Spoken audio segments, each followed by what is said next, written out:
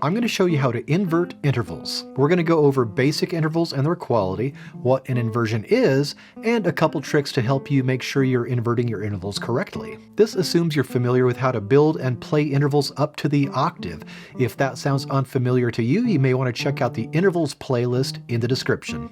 First thing we're going to do is a quick recap of intervals and their quality. As we go forward, one very important thing to keep in mind is which intervals are classified as major or minor, and which intervals are classified as perfect, augmented, or diminished. Seconds, thirds, sixths, and sevenths are classified as major or minor, and fourths, fifths, and octaves can be classified as perfect, augmented, or diminished. And we're going to ignore octaves in this lesson and focus in on the fourths and fifths for our perfect intervals. So we can have a minor second or a major second, a minor third,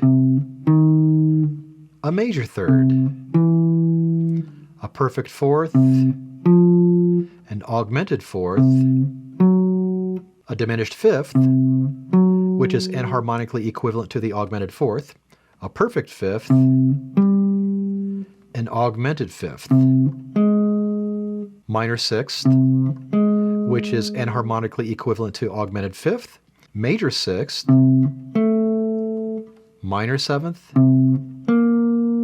major seventh, and the octave.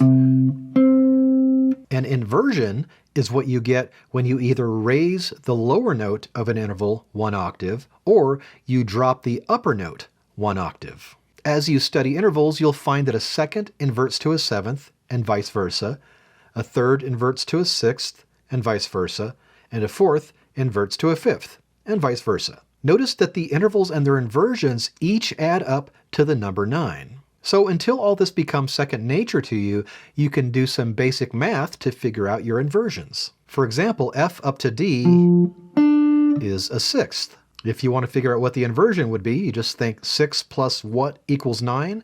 You guessed it, 3. So if you raise that F an octave, you have a third. And if you lower that D an octave, you still have a third. Another quick example, B up to C is a second.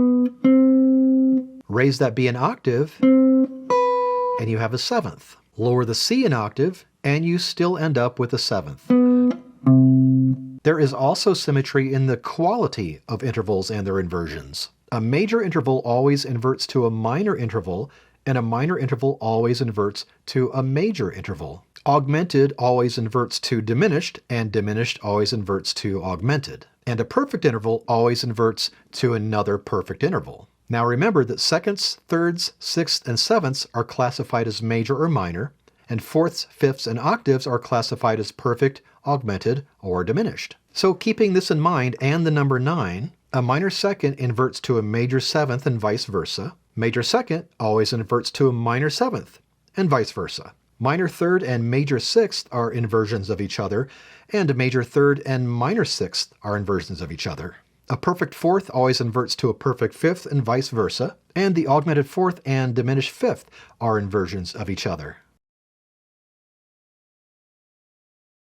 Understanding intervals is fundamental in understanding how scales and chords are built. Most of our scales are built on set patterns of major and minor seconds, and the chords we play are based on major and minor thirds for the most part, so the third is an especially important interval. And all of the intervals are important in understanding chord structure and harmony.